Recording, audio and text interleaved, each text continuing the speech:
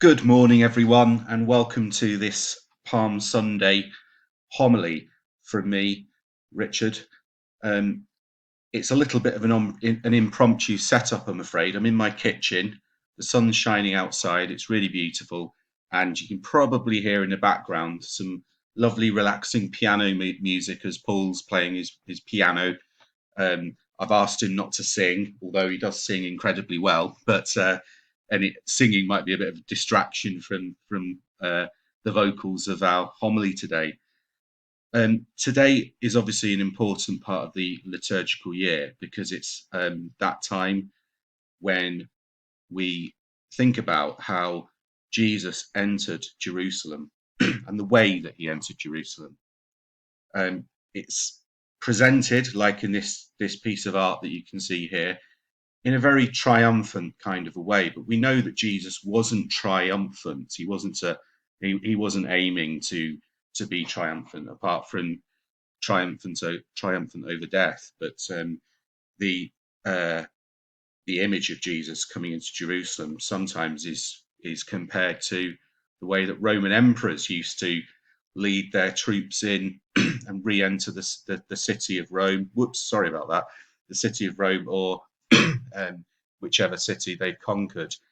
And it was a really authoritarian type of thing to do, and it was a way that one of the ways that the Roman emperors would assert their almost divinity, which later on they identified themselves as divine. But we know that certainly Jesus was trying to disrupt. There's no doubt about the fact that Jesus was trying to disrupt things. He was trying to change things. He was trying to go into the heart of things and kick it all around and change it. You'll have to excuse me. I'm just getting used to this technology. I'm not sure why the screens change, but we'll just have to deal with that. And hopefully, in future homilies and things, and presentations, we'll be able to work out why that happened.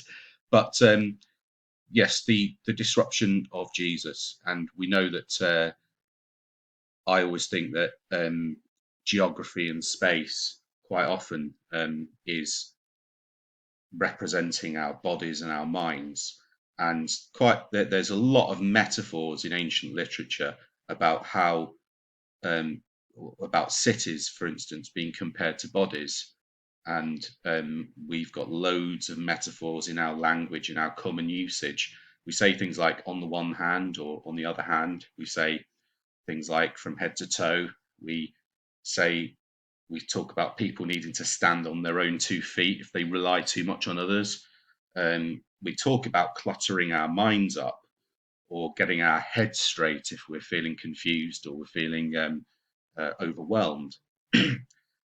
The Bible speaks on many levels, and I think our brothers and sisters in Islam offer us a lot of insight in the way that we can interpret our text, because in Islam, the Quran, the Holy Quran, is seen as having lots of different levels that need to be interpreted and appreciated in order to really take in the Word of God in its fullness.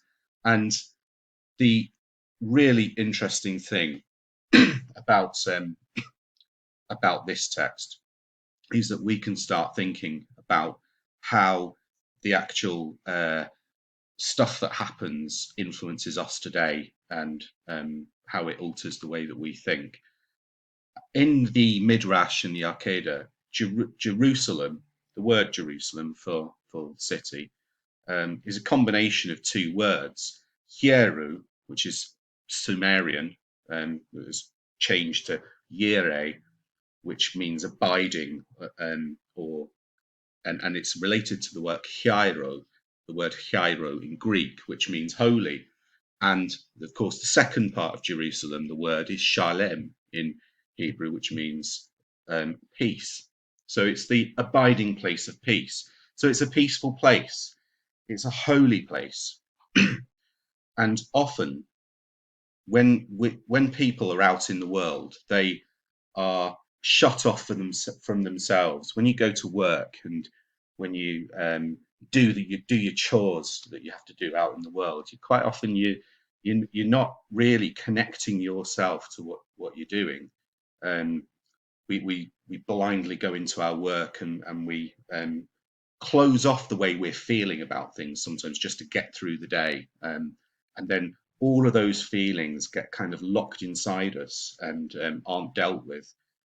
And so there's almost like a gate to our city inside us, our sacred place that's shut off. And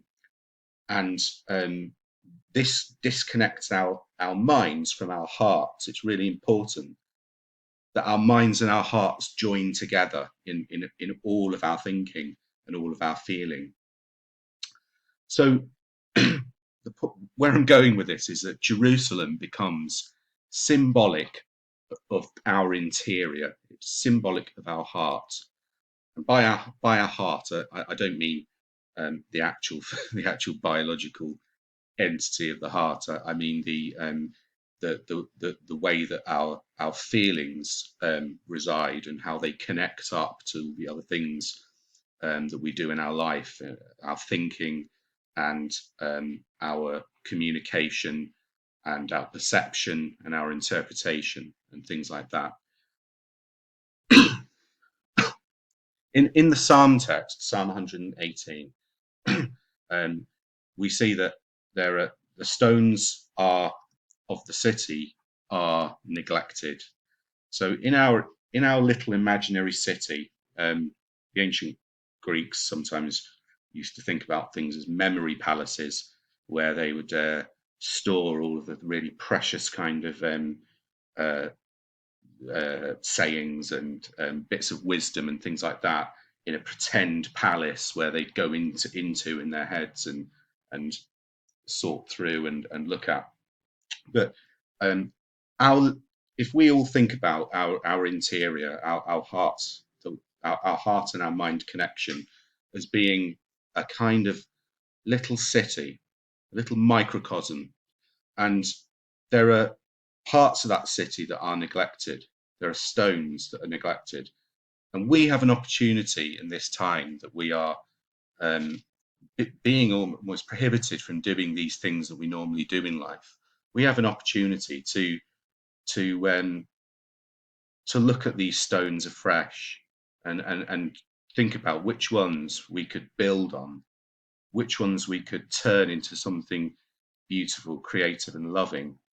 Um, God's creative love is always there. It's inside us. Um, it permeates all existence. But it's our responsibility to use that creative love and to turn it into something brilliant. Um, the palms in this story of Jesus coming into Jerusalem, the palms show us the way inside our hearts. They show us how to get there, and where we can nurture this creative love. We can open the gates then into this, and righteousness isn't self-righteousness. It's not about getting to a point of feeling that you are doing and you doing and being in the right way. Righteousness is about how you get to look at this creative love, how you the way that you can then judge what you see freshly and fairly. So this this is very disruptive. This whole I know that this is going to flick to the other screen probably soon, but never mind. I think it seems to flick. Yep, there we are. It's flicked. I'll flick it back to the picture before. This is disruptive. This whole idea, because usually the government don't tell us to stay at home and not earn money. They want us oil in the wheel, moving everything around. I remember there was a really funny funny drunk guy that used to go and drink incredibly heavily, but he used to come out with these huge statements of wisdom. He used to go into the local pub in the village that I used to live in, and he said one time when he was stumbling to the bus stop to go and start his shift as a chef, he said we need to keep the wheels of industry turning. I always remember that, and it kind of struck me. But at this time where we're prohibited from doing that, there is an opportunity in society for change. The powers and the principalities, this is a biblical term, but where by powers and principalities I mean these forces and these influences outside of us that control a lot of things in our life, the government, the corporations, and things like that. The powers and principalities of our current time are to be questioned and called out. This is an opportunity to do that. Jesus's entry into Jerusalem, it's a kind of prophecy. It's symbolic of saying to the powers and principalities, the way that we're doing things isn't right. We need to change, and we have time now to think about how we can change things. And there will be lots of questions. There'll be lots of people challenging, what right have you to change the way things are? And so we have to think about what happens afterwards, how we peacefully and how we creatively take God's love through the example Jesus has given us and take this out of the city into the wider world. Because through his entry into Jerusalem, Jesus bore witness to the love of God that spilled out beyond Jerusalem to all the earth. It wasn't just for the Middle East. It wasn't just for Europe. That doesn't mean that that doesn't mean that other religions, other faiths and cultures are irrelevant. They are part of God's wider network of love. But it's our responsibility as Christians to take that love and to spread that from culture to culture, from nation to nation, and from faith to faith. But the question is, how do we do that? And what role do we have? And what role do we have to play in that exercise? And thank you for bearing with me. The technology has been slightly distracting, but I hope that this homily has given you something to think about and to consider.